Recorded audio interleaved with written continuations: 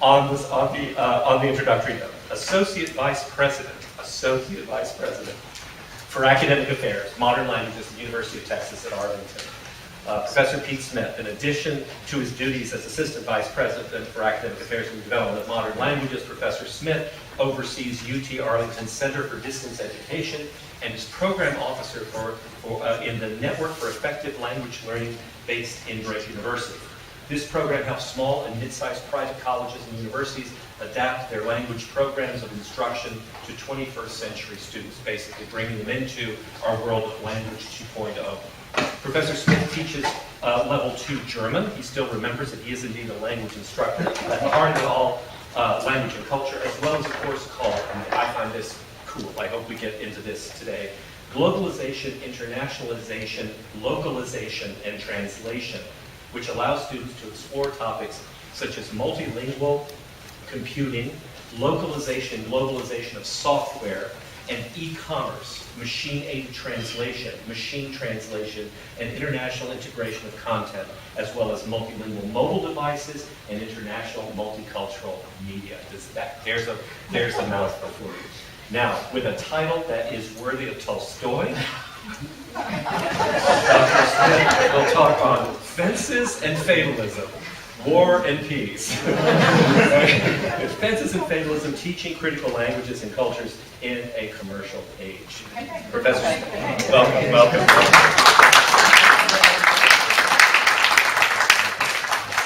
The part of the story Tom did not tell is that as a budding graduate student, I was corralled by my then department chair, Michael Katz, to be on a search committee when we hired our first pedagogically oriented faculty member in Slavic. It happens to be Tom Garza. So I was the graduate student representative. So for those of you who benefited from his guidance and wisdom and help throughout the years, as I did and still do, I played a very tiny role in bringing him here.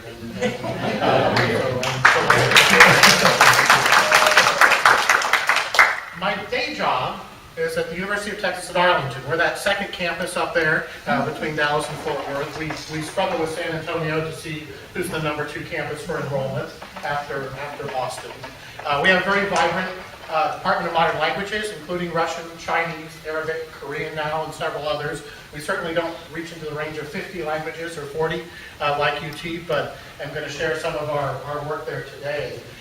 My duties include classroom technology and distance education, internet-based courses degrees at UT Arlington, which is a strong area of growth for us as a campus. We have about 6,000 students at UTA who never come. They're getting their entire set of courses and their entire set of degrees online. That's my primary administrative responsibility, although I keep a secret life as a teacher in the Department of Modern Languages doing and getting to interact with those students of Russian and German and Korean and Chinese by teaching localization and translation. And if you didn't figure it out when Tom said the title, Globalization, Internationalization, Localization, Translation, the acronym is GILT. So when people ask me what I teach, I tell them I'm not a man of the cloth, but I teach GILT. In that regard.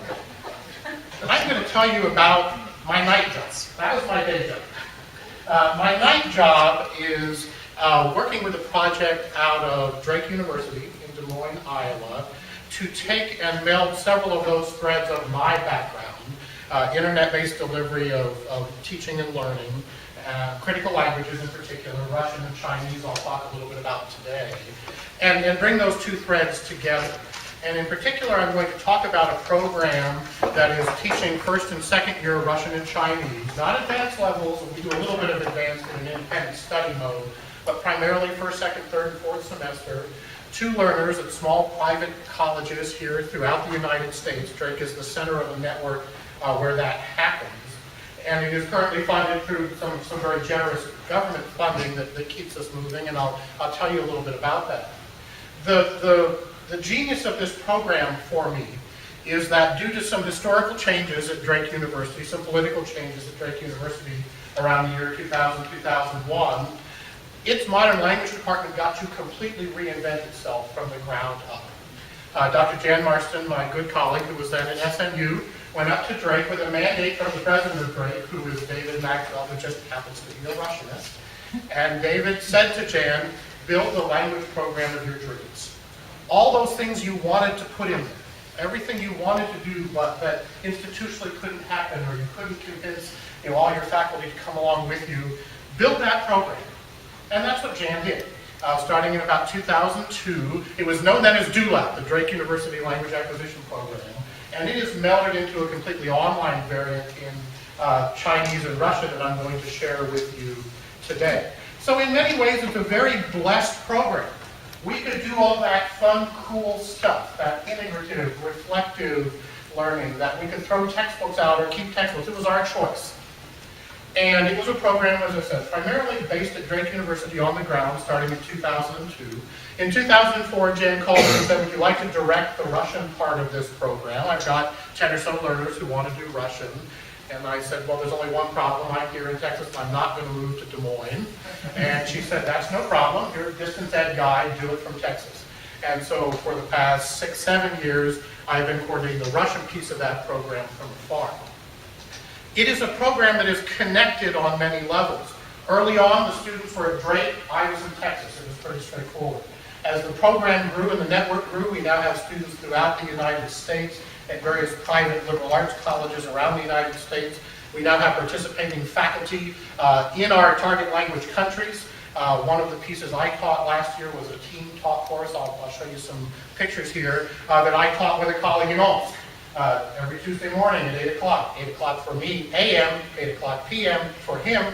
We gathered, and we'll show you the virtual classrooms. And so the notion that I can connect to faculty, I can connect to students, and most importantly, I'm going to argue that a program such as the one we designed allows us to use technology to help students make those deeper connections. One of the things we wanted to do, given that mandate, build the language program of your dreams, we wanted to bring thoughtful engagement, we wanted to bring reflection, we wanted to bring portfolio work.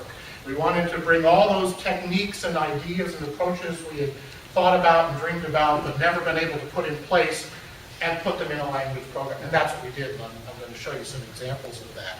So our goal in many ways is language and culture development, no problem, that's fairly standard in the first 4 semesters of language instruction.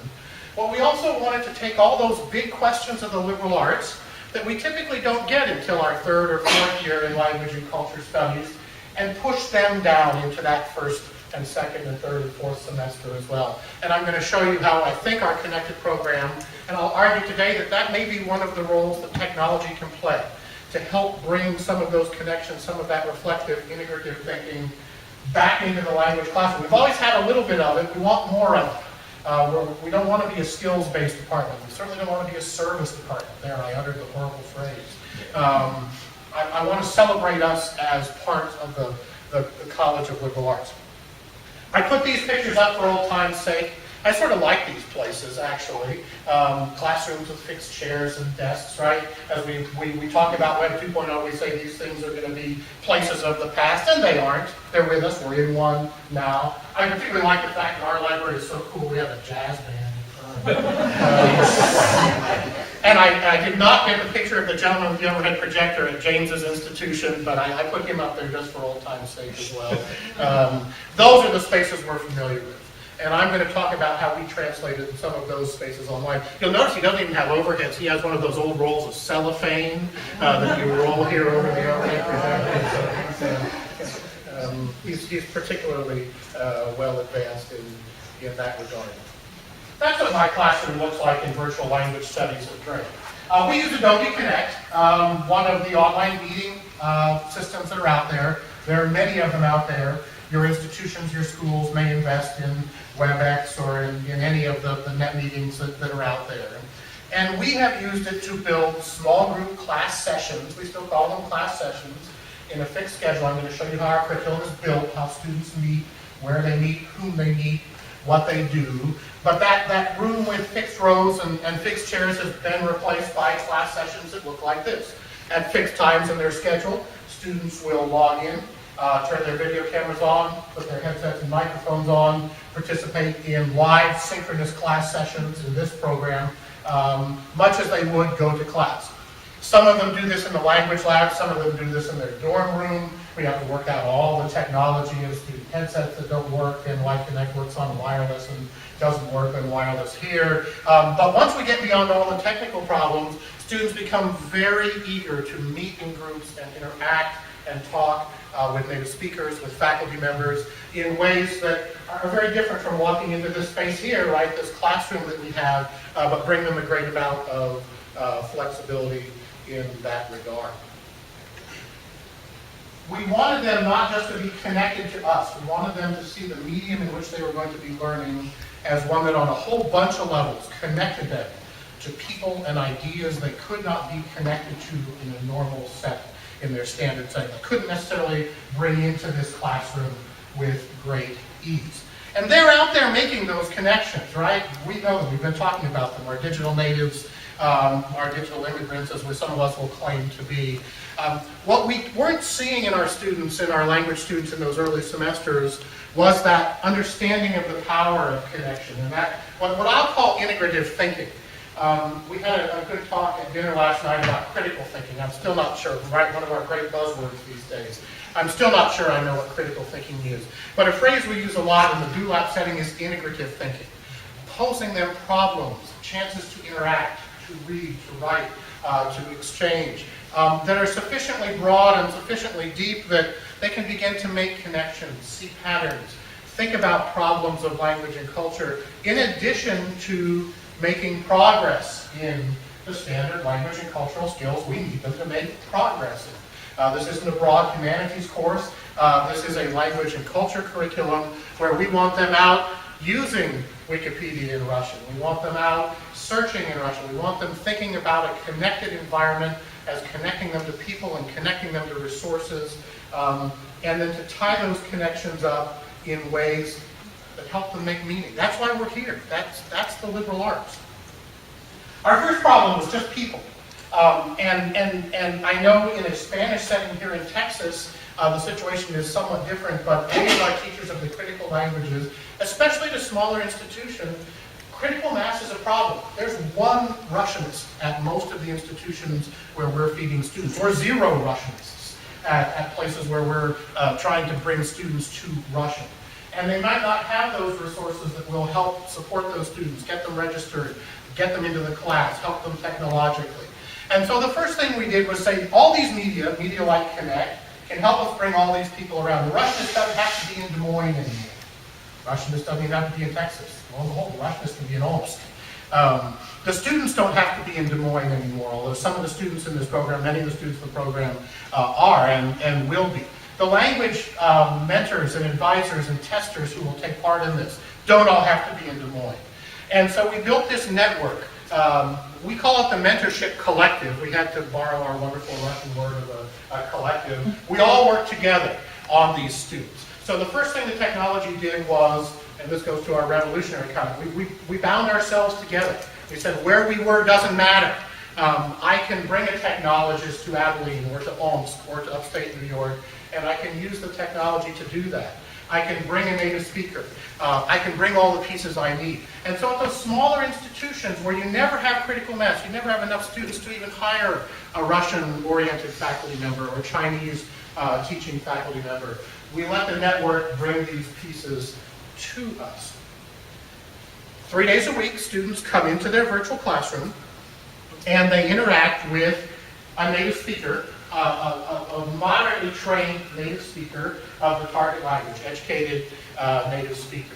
This is a model that was developed by NASILP, the National Association of Self-Instructional Language Programs. Some of you may be familiar with the NASILP model. So on Monday, Wednesday, Friday, they log in, they sign up for the course, they show up at the appropriate time, they come into class, although it's virtually, and spend 3 hours a week working with native speakers. I'll talk a little bit about what happens in each of these sessions. 1 hour a week, they sign up and interact with a faculty member who teaches them metacognitive skills, teaches them study strategies, techniques, supports them in their language learning. And 1 day a week, they meet a language faculty member like me, who has a doctorate, U.S. trained typically in the language in which they are studying. So there's that collective reaching out and touching them. And in many cases, all of those people that are helping them in their language development aren't with them in Des Moines or aren't with them in upstate New York. Our native speakers in Russian, for example, some are in Texas. Our colleagues Adam and Christian have helped us for several years with wonderful native speakers who do those sessions. I happen to be here in Texas. The metacognitive teacher may be in Des Moines, may be in New York, depending on what the assignment is. We work with these students 5 days a week, 5 hours a week, at both the first and second year level. And I'll talk a little bit about how that all plays together here.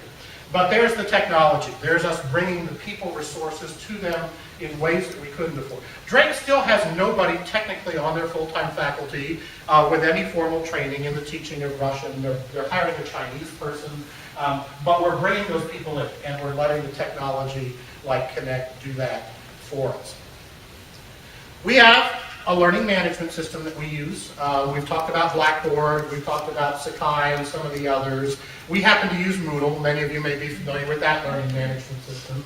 This is one of our beginning Russian Moodle courses, where we do want to put in front of our learners all the resources that they need. And our Chinese learners in virtual language studies have a very parallel experience, where we provide them links to their meetings, homework assignments, textbook, and so on. We have a standard textbook that we use as the core of this course, but we really, in bringing it to them in these different ways, the textbook doesn't fall out of the curriculum, but it certainly falls out of the center of the curriculum. In Russian, we happen to use Marita Numakovsky's text Troika, Marita being another graduate student of Tom's from the past. And in addition to Moodle, we're going to talk a lot about blogging. We do a lot of online writing and community building and engaging with especially these culture questions through online tools as well. We're not with the students. We can't see them or help them. So through a mixture of blogging, Connect sessions, standard textbook package, and a whole series of other online activities, that becomes their Russian curriculum. We tried taking that textbook out of the curriculum early on when we were given that wonderful mandate, build the language program of your dreams. What was our first thought? Ditch the textbook, right? It's been on our backs for years. How do we get rid of it? We found that it offered a very structuring, useful piece. Our students felt uneasy without it. But because the focus of what they do is so very different, it's there, it's present, it serves as a basis, and it's available to the teachers and faculty and the students, but it's not the center of what we do, although it still very much is in the mix. This is what a Thursday cultural session might look like. A couple of student faces. The gentleman in white in the top row, the second one in, is actually Joe Lero, yet another grad student of Tom's from the past. Joe is an Austin-based Russian teacher, teaches at ACC, in fact, after his retirement. My picture up there is darkened for some reason I can't quite figure out. The gentleman, not quite on the far right, but the second in on the second row, is Konstantin Shestakov. Kostya happens to be in Omsk. He's out in Russia during this session. He's actually giving a Google Maps tour of his home city because several of our students, including Joe, were headed out to Omsk this summer. And so this would be an example of how bringing native language, bringing realia, bringing pieces together using technology like Connect. He's literally sitting in Omsk, narrating the tour in Russian. This is actually a mixed group of second, third, and fourth semester Russian students. There's that connection piece. First and foremost, it brings us expertise, it brings us tools, it brings it all together in a package that we can present it to students in ways that they can interact. In a Connect session, they've all got their headsets, they've all got their microphones. We tune them all up at the beginning of the semester. We need to see them and hear them. We need to be able to see them and hear them well. And in fact, there really is a sense of presence. I've never met Shestakov in person. Joe is out there with him now. When we do sessions upstairs at 2 o'clock, we're going to beam Shestakov and Joe in from Austin, or from Omsk. Joe was the lucky person who got to go out to Omsk this summer. I feel as if I know him. I've been in his presence. This desktop video conferencing really gives me that sense. So I wouldn't say that he's distant really in any way. And in fact, quite the opposite. Literally, I feel as if I know him and his life in real time in ways that were practically impossible 10 years ago. Certainly coming back, before I was a Russianist, I was a Sovietologist, right? We waited 6 months for yellow copies of newspapers to come in the mail. That was our idea of realia. The notion that I can sit and talk to his wife and kids on camera now when they sort of dance in front of the screen when he's trying to work And that's a reality that the technology brings me.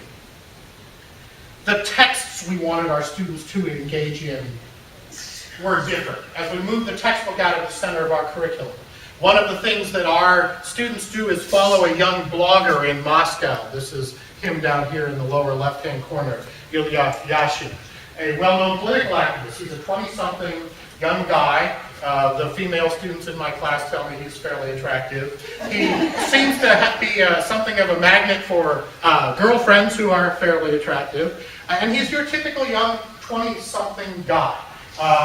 He'll be doing things, he'll go out, he'll blog and say, I've run out of money on my cell phone, can somebody lend me 100 rubles?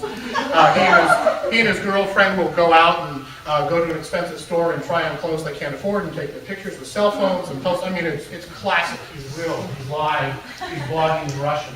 He also happens to be a very prominent and nationally known opposition political figure in Russia. And the politics of Russia today make that an extremely interesting dynamic.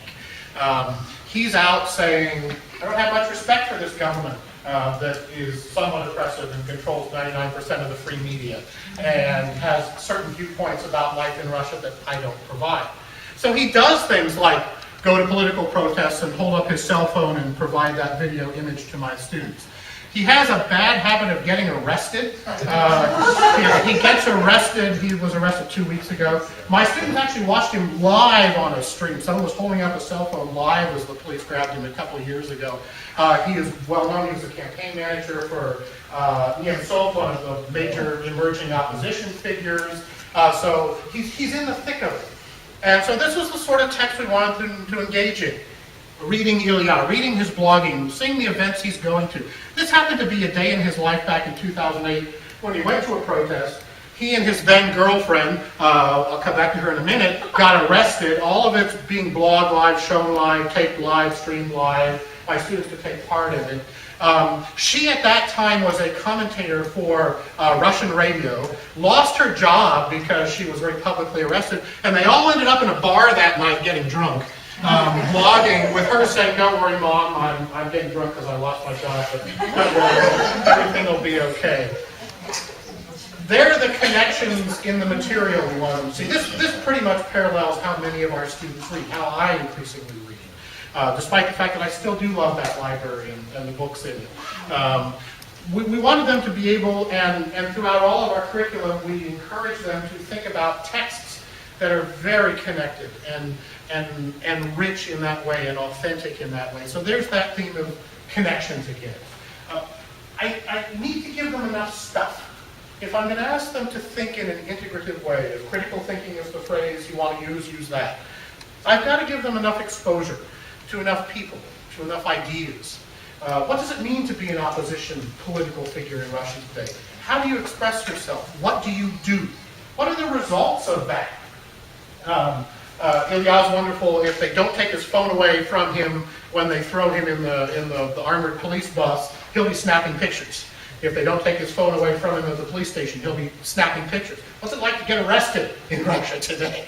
These are looks at the society that energize my students and bring them up and say, yeah, I don't understand 100% of the words on the page, but that Tuesday teacher in my curriculum, that metacognitive strategies teacher, is helping me understand I can get information from that page. I can go to his blog, I can follow him, I can see what happened. Those native speakers are helping the students to understand that taking these rich experiences and ideas and integrating them will get my language better, get my knowledge of culture greatly improved and grown, but also grow me as a student. And that was the piece that attracted me to Jan's vision of this program. This notion of integrative thinking. Can we ask our students to think about themselves as learners? Well, we all do a little bit of this. We give them strategies for vocabulary growth, or we help them think about their study habits, or we give them information about what it means to come to a language and culture. Probably very different from the assumptions they bring in to the classroom about learning a language. I haven't mentioned Elaine Horowitz, but much of her work, beliefs about language learning, has informed my work throughout the years. And all of these pieces are woven into the Drake curriculum as well. How do we know they're integrating those ideas? Yeah, this guy is not an opposition figure, I will tell you that. We ask our students to write. Reflection is a very important part of this program. At first, second, third, and fourth semester, they're reflecting primarily in their native language, primarily in English. We're okay with that. We want them to think about language learning as a process. We want them to write about it. We want them to take those ideas and bring them together and integrate them and think about them as they're going through their language process. And I can stand up in front of that group, or in my case, log in front of my group and say, think, reflect, and I will get little or no response. I can model that sort of behavior and get an amazing response. All of our faculty, all of our participants in VLS are required to write and reflect in whatever language they feel appropriate. Our native speakers tend to blog and reflect in Russian. Our others will blog and reflect in English. Same happening in Chinese and the other languages. So this, for example, is one of the ways I started my students thinking about a particular topic. Remember, these are going to be first, second, third, and fourth semester learners. So they're going to have varying degrees of understanding of basic vocabulary, basic structure, the sorts of cultural events that they might witness or that I might put them in front of. But I want to blog and let them see how I'm thinking about it, what stories catch my eye, and what I see is important. This was a piece back in 2007 or 2008. Putin is famous for his marathon news broadcasts, meetings with reporters. He typically does them once or twice a year, fills an auditorium with reporters, does this wonderful, terribly nimble, terribly wonderful Russian, very articulate response to independent and unrehearsed questions. And in 2007 or 2008, I forgot which year this was, he used a particular phrase, just 1 minute in a 3-hour news event, that I pulled out and said, that caught my eye. Here's why that caught my eye. Let me give you some other references. Let me give you some other authors that this linked to. Let me tell you how I thought about this event. And now I want you to go out and do the same thing. He used a phrase in Russian that was loosely translated, and of all places in the New York Times, as being ordained by God to rule Russia. Now, the Russianists who are reading here will tell you that's not precisely the phrase that was used. But that was picked up. And so I started riffing on this notion of rulers of Russia and their relationship to the church and their relationship to the Almighty. And the Russianists in the room are all nodding their heads. That's a rich theme. Goes back centuries. I stuck a Tatiana Tolstoy quote up there in the corner. You probably can't read it, but let me do a few lines here. For many people, delving into history's depths is boring, frightening. They have no time for it. Furthermore, in the West, the sense of history has weakened or completely vanished. Already my students are getting their hackles up, right? The West does not live in history, it lives in civilization. By which I mean the self-awareness of transnational technological culture, as opposed to the subconscious, unquestioned stream of history. But in Russia, there is practically no civilization, and history lies deep in untouched layers over the villages and over the small towns. I'm not going to shy away from that question. That's a whole graduate seminar. That's a lifetime of research. But I can push those problems, I can push those big questions down if I have provided my students a sufficiently broad and a sufficiently deep set of resources, ideas, thoughts, language pieces, culture pieces to engage with it. They'll engage in very different ways. Some will be struggling with finding the noun in that quote that was not translated so well. Others will be able to grab that and deal with it in different ways. But it was an example of modeling reflective thinking. What I do, it gives in many ways my students a better chance to see the sort of thing all of us do on a regular basis. In late 2009, I believe, right, January 2010, they crowned a new Russian patriarch. And out on the streets, political protests were happening relative to pension reform and some other topics. So I delved into the theme of the two Russias. Once again, right, the ruling elite versus the non-ruling elite. Extremely rich themes. And I'll tell you what this gave me. This is fun. I enjoy doing this. I enjoy collecting and reading and getting engaged myself in ways that I was pretty much doing for myself, but for my own benefit. the technology gave me a way to connect my students to it. Before they went out to Siberia, we taught them about cold. These are some pictures from Yakutsk, in even farther Siberia than Russia, where the temperature on the day we were talking about that in class was minus 41 degrees Celsius. Minus 40 Celsius is about the point where those two scales come together, right? It's about minus 40 Fahrenheit. It was actually a warm day in Yakutsk in January. A typical sort of piece that we bring into a classroom, but we bring it into a classroom always in a very reflective way. We ask our students to build portfolios. There is no standard written evaluation in this program whatsoever. Their entire progress and their grades are determined by portfolios that they build over the course of the semester, themselves blogging. Sometimes it's fairly standard language sorts of artifacts. Give me a speaking sample based on a particular theme we've been covering in class, or sometimes it's much deeper. This was a 4th semester student, and I know it's a little hard to read. I'll put the slides up for the Russians who want to read it. 4th semester student writing here in Russian about a web video she had viewed about the life of Anna Politkovskaya. The Russian reporter, very intrepid Russian reporter, very visibly murdered in Moscow outside her apartment some years ago. A terribly tragic story, a terribly rich story, which my students follow in that connected way. In that team of teachers, helping them understand, make the connections, find the sources, be language learners who themselves are connected out to texts that are rich and texts that are authentic, for the most part in the Russian-speaking internet, not the English-speaking internet. She watched the film. Is her grammar perfect? No. Is her vocabulary perfect? No. For a 4th semester student, is it pretty darn good? Yeah. It's not quite as good as our Chinese students talking here to Nanjing, but very, very impressive. And our general results in this program tend to show that students in this program make gains in the standard stuff. Structure, vocabulary, when we use CAPE tests or stamp tests in Chinese, we find that they're making about the same amount of language and culture progress as students in a standard traditional classroom. In some cases, it's quite speeded up. Actually, our Russian group that just came out of 2nd semester on all the CAPE tests they took at the end of the semester placed into 5th semester nationally. But they're getting intensive experience and exposure, in particular to language and culture and questions, and 3 times a week with a native speaker. Those native speaker sessions tend to be primarily in target language. At the 1st semester level, they happen. The NASTILT model says you do it 100% in the target language, those 3 hours of native speakers. We found that was a bit problematic at the 1st semester level, so it's about a 50-50 split. But when you get small group intensive time with native speakers, that helps. And so their oral skills are off the max.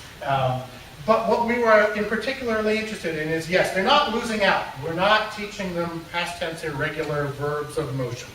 Not overtly at any rate. They'll get a little bit of that in their textbook. They may do a little bit of work with that with their native speaker. For the most part, we're looking at exposure and these sort of broad questions. This is a piece from a student portfolio in 2nd semester, I believe. A wonderful event that happened in the our YouTube, right? We've got YouTube, Russia has our YouTube world, where a mid-level police official did an our YouTube video about corruption in the police forces. Huge problem in Russia today. Got himself fired about it and went on to YouTube or our YouTube and shared, how he took bribes for traffic stops and how the local officials all paid him off and all of that stuff. And it became a media event in Russia in and of itself. Here's a student engaging with that. So these are the sorts of pieces we think technology allowed us to connect. The last piece we really wanted to add to this, and this is what we're going to demonstrate a bit this afternoon too, we wanted them to connect with Russians. Des Moines, Iowa certainly has Russians there, or wherever they might happen to be. We also wanted them to make sure that they use these technologies to talk to folks in Russia, to interact in ways that we partially scripted, certainly, but that had some room for growth. In many ways, it's the old pen pals thing, right? We're going to hook you up with somebody in another country, go explore, get to know that person. Those tend to be very unfocused, oftentimes not terribly productive sorts of encounters. So we decided, in doing this, we were going to pair our American or US-based students with our Russian students, but we were going to give them one of these tough questions. We were going to make sure that the theme that they worked on, discussed, talked about, communicated about was a big question in the liberal arts, was something that we weren't going to shirk. We weren't going to say, go say, my name is, I live here, I live in a big house, I've got 4 rooms, I've got a dirty carpet. Get that out of the way. First 5 minutes, get that out of the way. Last spring, we gave them the theme of fatalism. We didn't call it that. We actually tied the US-based students up with students from Omsk in that particular semester, and we talked about how Russians and Americans view travel. Expectations, attitudes, beliefs, experiences relative to travel. And what we were actually drilling down for those of you who do cultural studies, and there are many cultural studies frameworks out there, right, Les Kant and so on, we use Gerd Hofstadter's criteria. He has a scale called tolerance for uncertainty. As a culture or as an individual, how tolerant are you or is your culture for the uncertainties of life, right? The sign above the bus stop says the bus comes at 2:12. Will the bus be there at 2:12? Will you get upset if the bus isn't there at 2:12? Did the bus run out of gas at the depot and isn't going to show up that day? Has the bus not come at 2:12 for 25 years, but the sign is still up there? That may be a little closer to the Russian context. Are you uptight about this? Right? Americans traveling in Russia for the first time tend to get upset at this uncertainty, these events of life. And Gerd Hofstadter, if you are not familiar with him, a lot of groundbreaking work coming out of the 70s, 80s, 90s. His son Gerd is also working in these areas. Has defined this thing called tolerance for uncertainty. And generally, as he's gone out and tested individuals in various cultures, typically Russians have a much higher tolerance for uncertainty than US students do. So we wanted them to think about that. But we made it very concrete.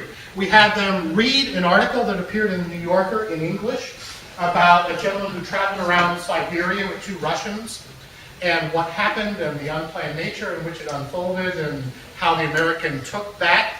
We also had them read a little excerpt from Ilf and Petrov, 2 wonderful Russian writers who toured the United States in the 1930s, commenting on Americans and what they saw. And we let them think about travel. We said, make it very concrete. Where have you traveled? Have you traveled in Russia? What expectations or attitudes or beliefs do you bring? What works? When things don't work, what do you do? Do you get mad?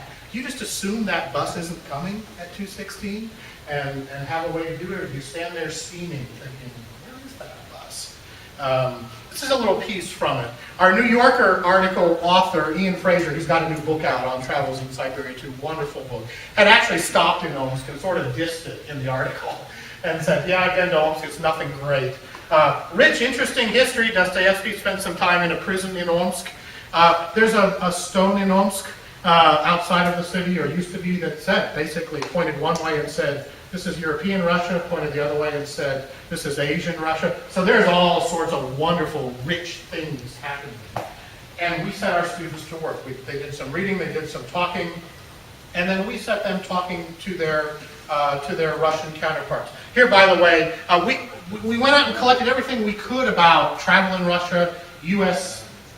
viewing individuals traveling in a Russian context, Russian traveling in a U.S. context. There's the Ilf and Petrov.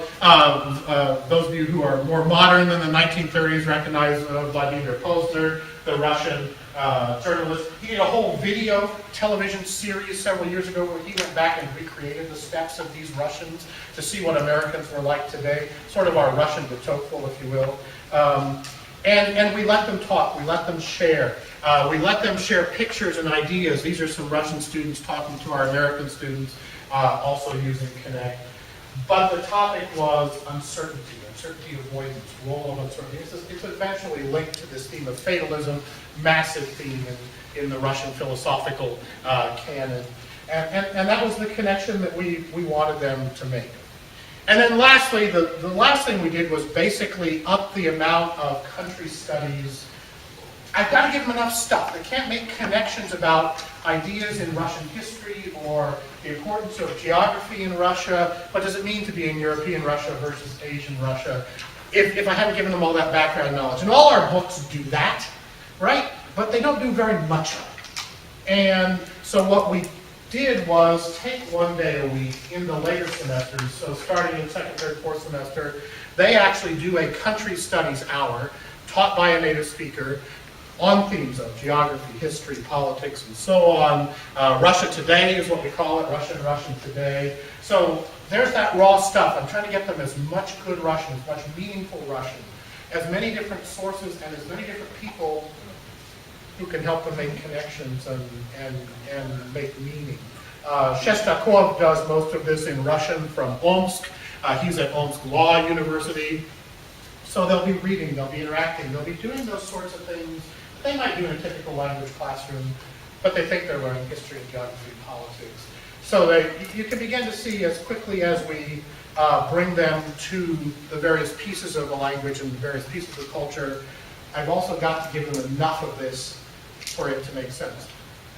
It's something of a relief for me, right? In my olden days, I did all of that.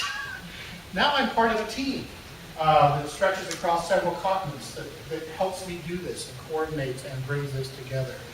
And what we find from our students when we ask them what they've learned and what they've done, first of all, I don't think they learned any grammar because they didn't. They did Spanish in high school and there was a lot of verb conjugation there. And they remember their language experience, they remember their structure-based experience in particular. And they don't see that in our program. And so they don't think they're making any progress. And then we turn a videotape on them or a recording on them and say, that's you talking to a Russian in Omsk. You can do it. You're affectively ready. You're not afraid. You can communicate. You can pick up an authentic text and use it. And oh, by the way, yeah, you do score pretty well on this standardized placement test in Russian as well. What we think we're doing, if I had to sum it up, is we're playing with ways to use technology to make those connections and engage with the complex questions that got us all into the liberal arts. I'll be honest with you, I didn't go into the liberal arts to drill people in past tense irregular verb forms of motion. And Russian verbs of motion, we won't even go there. We want to bring them to language growth and functional skills. We want to bring and broaden their knowledge of culture in ways that are deep and rich and connected. And we don't want to shy away from the complex questions. Tolerance for uncertainty is a huge piece. Fatalism as a philosophical concept is a massive piece. So maybe they'll just skitter by that and have some engagement, but we're going to argue, based on our experience, that technology lets us bring that in. Technology lets us take that stuff we reserved for the more advanced and also bring it back into beginning and intermediate language study. So we don't shy away from that complexity. And in fact, we've made the verb to complexify. Rather than take a problem and simplify it, we'll teach our students that the world is uncertain, the world is complex, and they can learn and grow and engage with those ideas and be better graduates of the liberal arts or whatever their field is because of it. That's been a change for me. It really has energized me as a language faculty member, and one of the features we've talked about in this program is how many of us who came to this program were having, honestly, waning interest in the language classroom. We've done it for a long time. We weren't seeing a lot of changes or a lot of new ideas. There were always new ideas, but it wasn't at its core something different. And so in both the Russian and Chinese pieces that we've done, Drake University Language Program will continue. Our federal funding for Russian and Chinese is done this year. Those programs will be absorbed back into the Drake curriculum in the future. We think we gave ourselves a chance to, as teachers, jump into the deep water and deal with the complexities of how do you look at a portfolio and judge it? How do you bring students to reflective, thoughtful engagement? I know it when I see it. I've known it when I've seen it for 40 years, but now I've got to bring students to it and engage students in it. And that's really allowed me to grow as a faculty member too. So never underestimate the power of all these tools that we've been sharing to grow you. Because that's important, and that does occur. It will help your students, bring them, engage them, let them do things they haven't done before, connect them to people and ideas that are new to them. It will help them grow as individuals. But think about yourselves too. That's an important piece.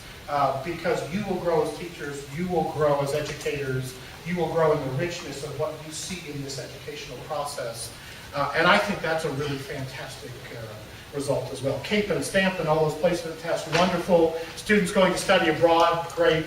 I also care about us and how we grow and develop. And this is an experience that has grown and developed. I'd be delighted. We're going to, at 2 o'clock, we're going to hook Shestakov and Lero in from Omsk. Dr. Marston will join us from Des Moines. We'll show you what a session like this looks like. I'd be glad to answer questions going forward, please. Well, I guess in terms of measuring the Drake program success, how many or what kind of percentage numbers do you have of students who decide to study abroad in Russia after this and maybe go on to major in Russian and perhaps work for an American or Russian company and do that? Is it? I couldn't have scripted it. That's a great question. It's almost 100%. This year it's 100% because the federal funding is paying for all of them to go to Russia. Prior to the feds paying for it, it was running 50 to 70%. And at that time, they only had those 4 semesters. There was no major in Russia. They're now adding 5th and 6th semester courses, so the question of the major is in development. But the study abroad piece is huge. Those students went over to Russia, China, in all of the languages where they were studying. And the Drake program on the ground, virtual is Russian and Chinese. On the ground, they use 6 languages. They do Spanish, French, German, Italian, Arabic, and don't catch me lying, I'll have to go look up the 6th language. They tend to go over to study abroad in huge numbers, 50, 60% at some point in the first 2 years.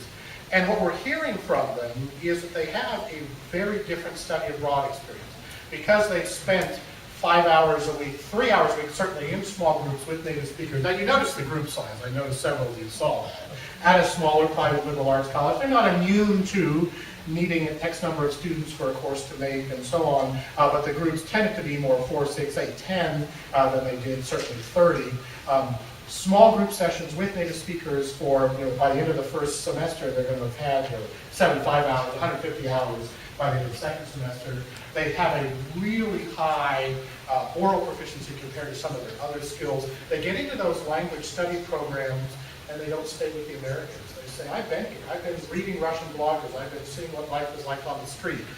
I've seen places I want to go. I know people I want to meet.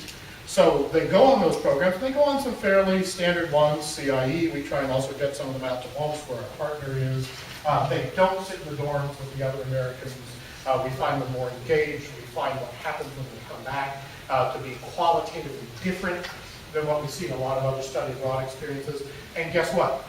This summer, yeah, we paid their way, but there were some hooks. There were some things they had to do.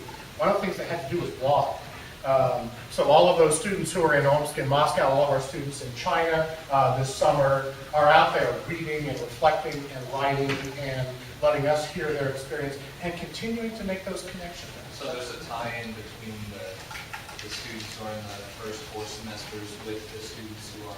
Yeah, so all the students who are not in country this summer are reading and seeing what their colleagues are doing. I'm just piggybacking on this question because it was about assessment.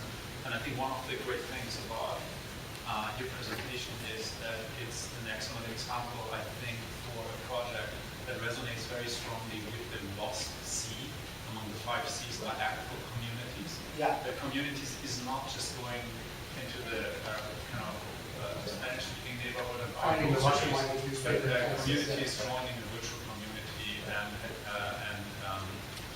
and also acquiring the digital literacy that comes with interacting in a meaningful way with that community. And I think that connects very beautifully also to Dr. Otto's talk from yesterday, where she spoke about the standards for information literacy, which I think can also be very beautifully connected as assessment rubrics.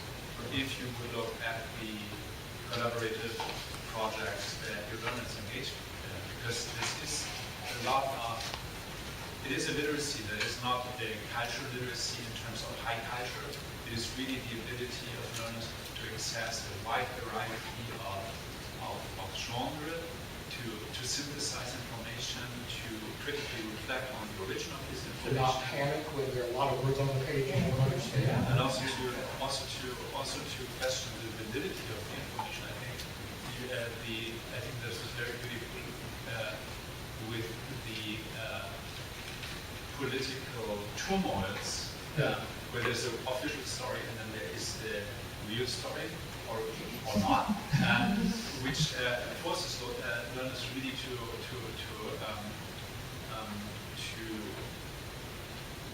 to engage in something that we all have difficulties with, which we call critical thinking. Yeah. And I think this can be critical thinking if you